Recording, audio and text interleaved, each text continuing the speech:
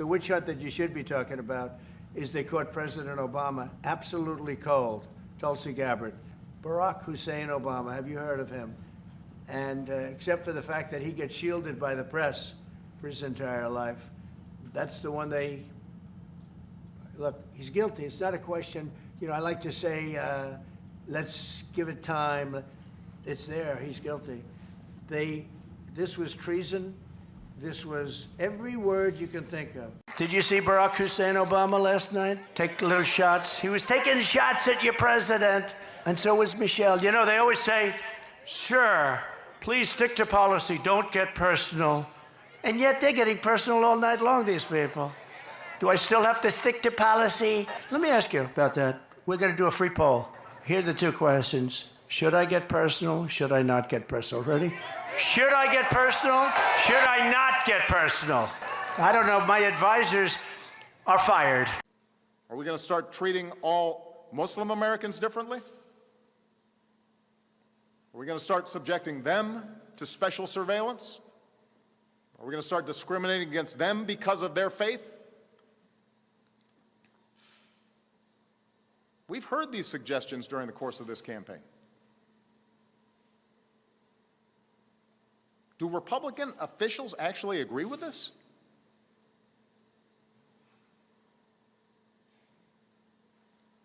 Because that's not the America we want. It doesn't reflect our democratic ideals.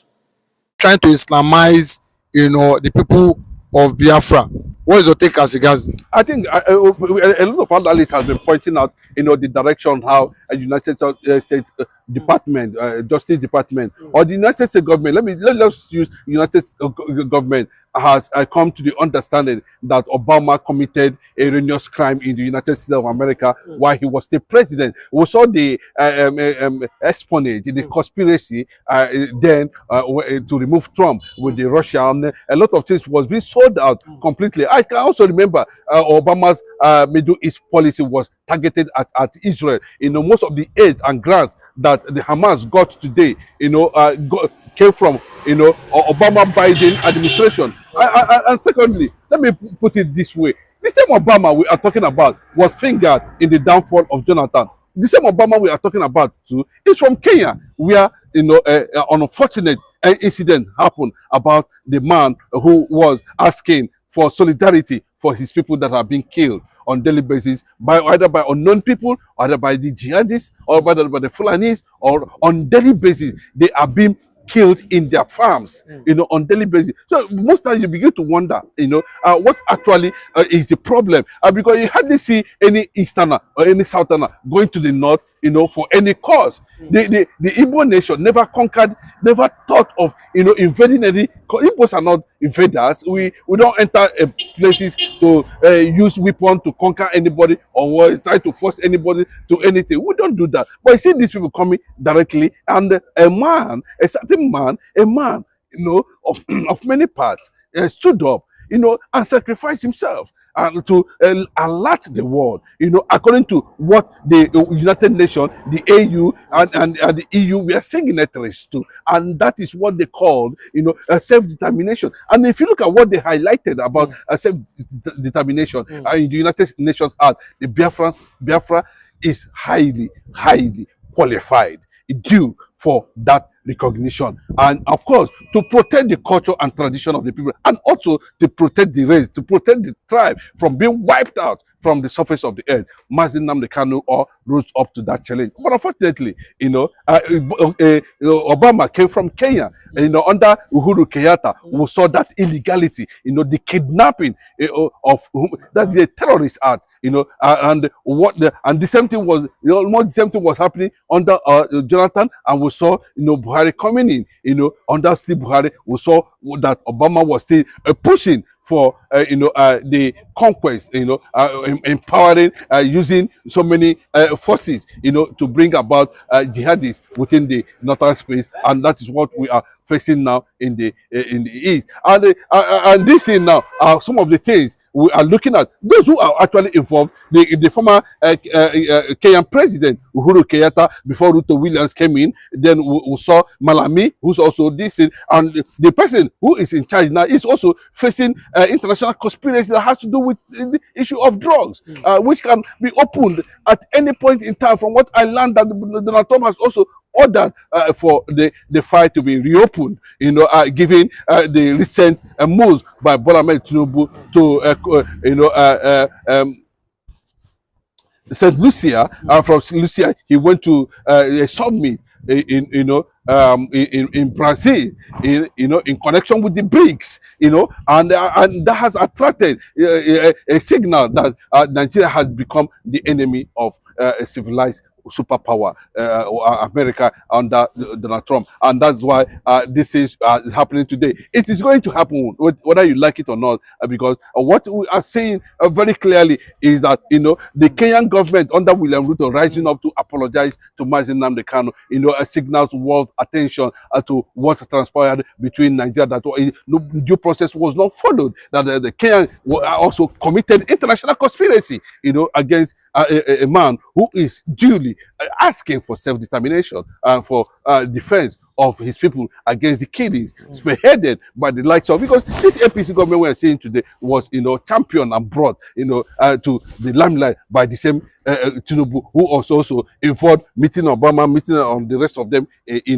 going to Chatham House and the rest of them, and parlied and to an extent donated over $500 million to make sure that Donald Trump does not come back to power as at that time.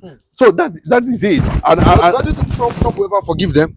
Forgive Nigeria, the Nigerian government? It's not about it's not about Nigerian government. It's about those who are involved. What are their intentions? What do they intend to achieve? At the end of the day, and we've seen the escalation of jihadist movement in Nigeria.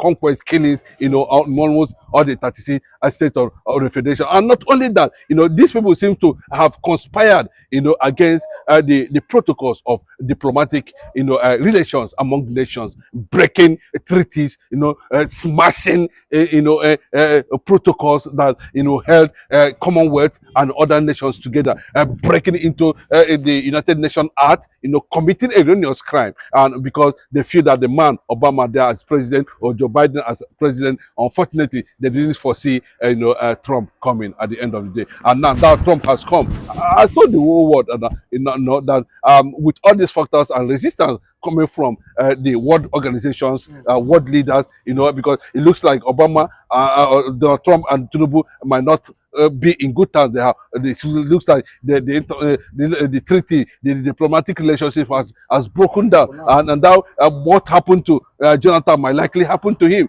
And if they are also looking at options of resistance as a result of if power, decided to move elsewhere and there's resistance, and then they are going to use that opportunity to definitely, plant in, an ally of the Western world, of the superpowers, the Israel and the Americans, and that's what they are targeting about Biafra. It's an exclusive, analysis, based on the calculation that is being built around Nigeria currently now, around Obama currently now, around Malami, and all those who are involved in that malicious criminality in Kenya, which the Kenyan government has come out to say they are ready to testify against Nigeria at any time, any day, anywhere. Okay, but we saw what happened last week when Donald Trump, appointed the first Biafran ambassador in person of Ricky, Swat, and this was so shocking. They said finally it's as if Donald Trump are finally, agree to move towards the declaration of Biafra. Like he said, Ricky Swat will be, the one in charge of the business and investment in the Biafra land. And with what is happening now, do you not think, at the same time, do you not think it's at time Kenyata come out to publicly apologize to the people of Biafra for what? Yes, Kenyata might likely do that, but at least you haven't done that. The Kenya government has already done that on behalf of Kenyata.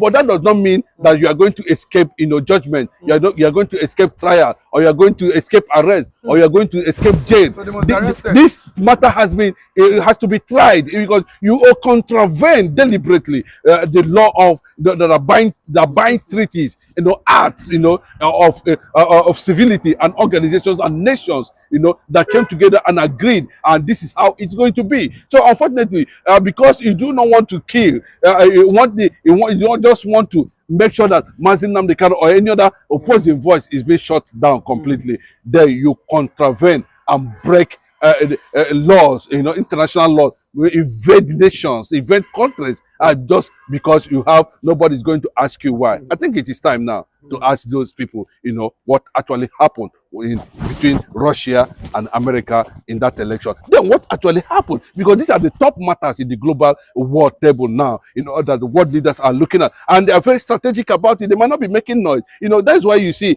so many appointments, Donald Trump have made in recent times has been always, IPOB, lobbyists. Bringing them in the government, because like we said, trillions of dollars have been budgeted for a proper takeover of Biafra at any point in time. We are we are able to get what will give us, recognition from these entities. And I can tell you clearly that Donald Trump is already engaging the British government, Keir Starmer, somewhere in Scotland currently now, and people are speculating it's not related. It might be related to issues that have to do with decisions that will be taken in recognition of the first Jewish black nation in Africa. And this is a welcome development. The IPOB leadership are not sleepy, but they can gradually be filling their handwriting on the wall quietly and professionally. Diplomatic moves, everywhere. Why Mazin Nnamdi Kanu is still in detention, he has not been forgotten. His subjects are taking up the mantle, are taking up the cross, from one place to another. And you can see successfully they have been able to solve some of these things. So for him to come up with an ambassador, and with a particular task, to structure how the whole thing is going to be at the end of the day, everything has to be planned properly, and that is where they are waiting. That possibly there's this kind of a thing take place in Nigeria. There will be no election. It's a proper time to plant Biafra at the end of the day, and plant an ally of America and Israel at the end of the day, so that they'll be able to checkmate the excess of how Christians are being killed in this part of the world, especially West Africa, Nigeria. Where it comes from. So why should my right be taken as Dabaya Makri and be given to the Sultan of Sokoto or the Oni of Ife? On what basis? I don't know them. It is Nigeria that brought us together, and we all know the age of our stool. Good evening, good morning, good afternoon, depending on where you are listening to this broadcast. Every day, Nigeria seems to be turning into a jungle where the grand norm of the state, which is the Nigerian Constitution, is no longer accorded any respect. The National Assembly of the Nigerian state flouted this constitution at will. Like Saddam Hussein said, everything I write with my hand and says is the law, that is the law. Now the National Assembly are taking upon itself, without following laid down constitutional provision. The National Assembly, made up of the Senate and the House of Representatives, are creation of the Constitution. They did not originate on their own. their birth, their origin, their umbilical cord is planted in the Constitution, which is the grand norm of the Nigerian state.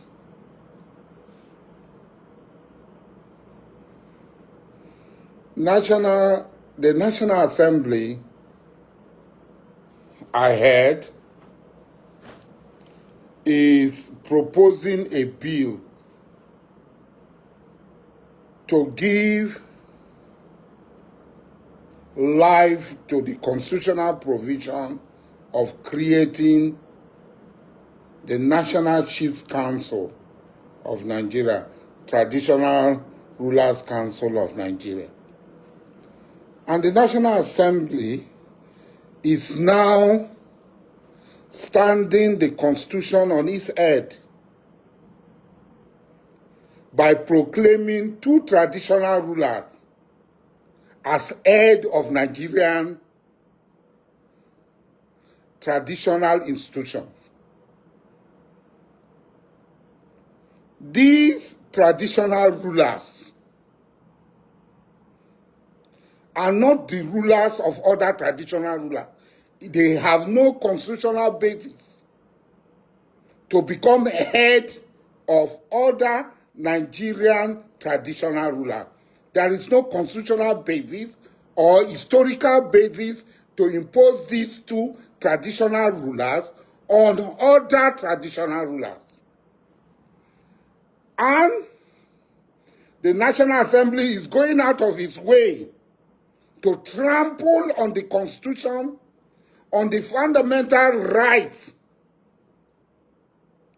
of the ethnic identity of other traditional rulers, and placing and elevating these two traditional rulers that have no constitutional and historical basis over and above other traditional rulers. And they think that we will accept it. Now let us come. Let us start with the Sultan of Sokoto. How is the Sultan of Sokoto the head of traditional ruler anywhere other than in Sokoto and the emirates that are under Sokoto? Usman Dan Fodio led a jihad and overthrew the Hausa traditional institution and conquered other.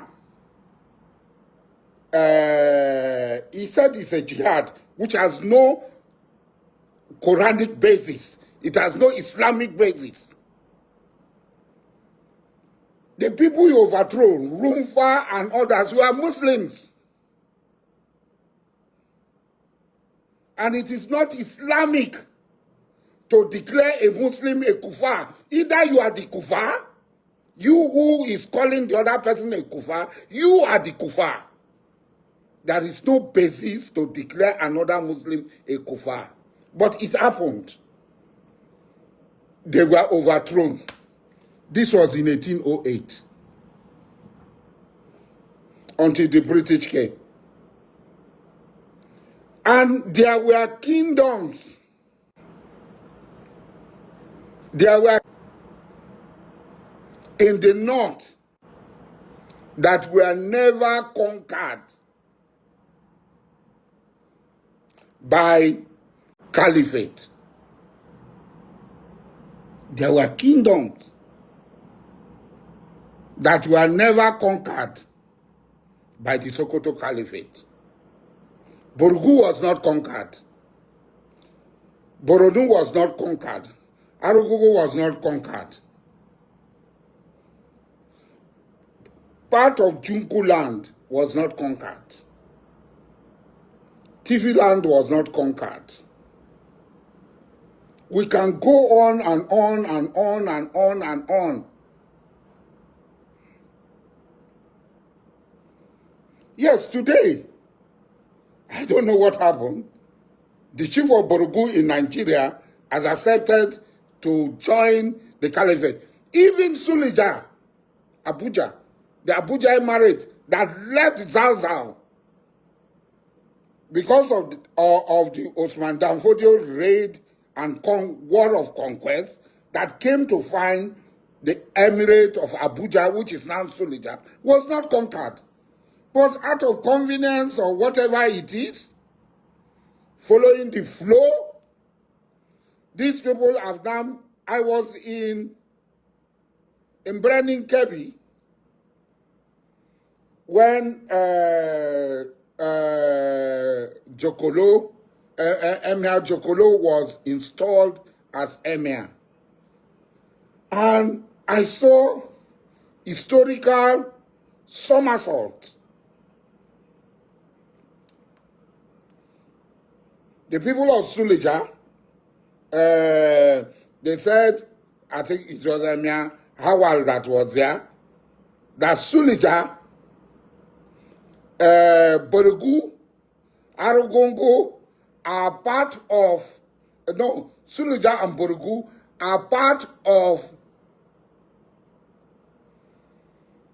the empire of Muhammad Bello. I think they said it's the western arm of the Sokoto Caliphate of Muhammad Bello. And I looked at my historical records and I found out that there was no basis for this because these people were never conquered. They were never conquered. So on what basis? We ask the question, on what basis? The Constitution clearly states that no citizen of Nigeria should be discriminated on no account, either by religion, by circumstances of his birth, by where he comes from. So why should my right be taken as Dabaya Makri and be given to the Sultan of Sokoto or the Oni of Ife? On what basis? I don't know them.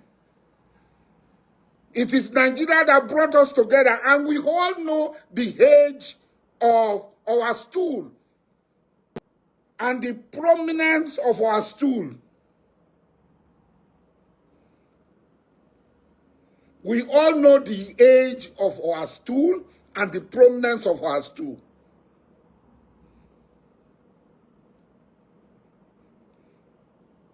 This is arrant nonsense.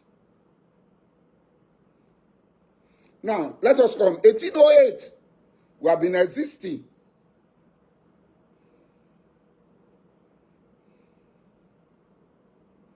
King Amakri, on whose second stool I sit today, Adabaya Makri the first, had a commemorative coin in 1788 in the United Kingdom. No foreigner had achieved that feat until maybe recently, I think Nelson Mandela, that have had a commemorative currency, legal tender in 1788. You can go and Google it, King Amakri. It's not today historical revisionism. People are coming to quote. No. He was the first African black man to own an ocean liner.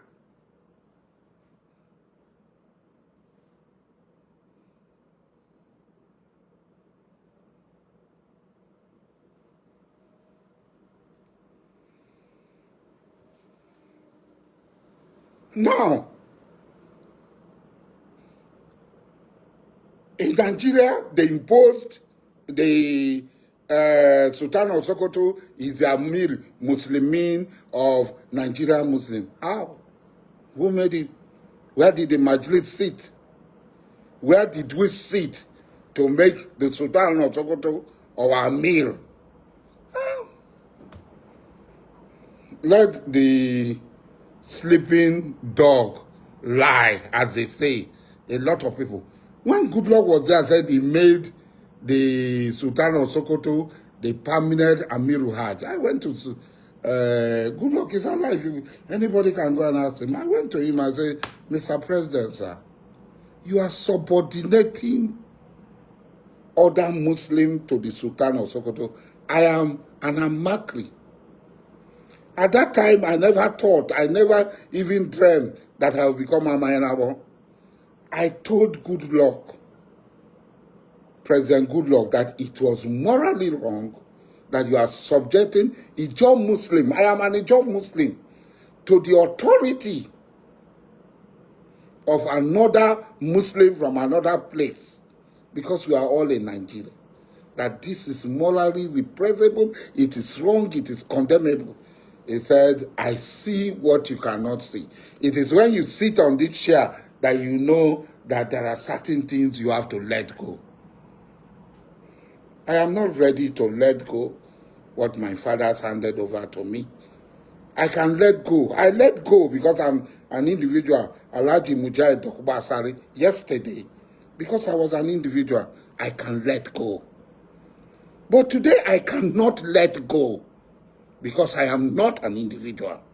I am now Dabaya Makri, the Abainabo of the source, who presides over all the mysteries, the sacredness, and the totality of what Kalabari people represent. Even though not mistaken, there's an Amaina of Kalabari who is higher than me. But the realms of what Kalabari people stand for,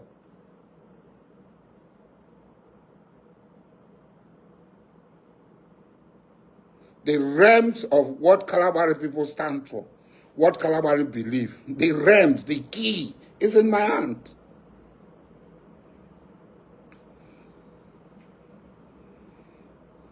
So why will somebody makes a law to impose somebody we have no relationship with, we don't know anywhere, that is our head? Is it another form of colonialism? Is it another form of colonialism?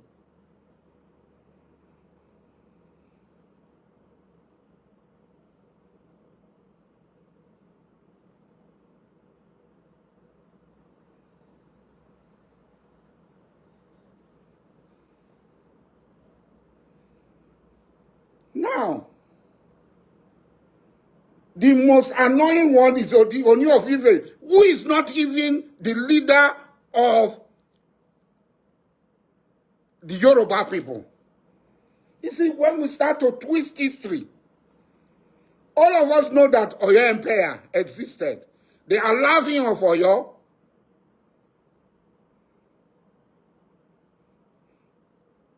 was the head of the Oyo Empire. And Ife was part of the Oyo Empire.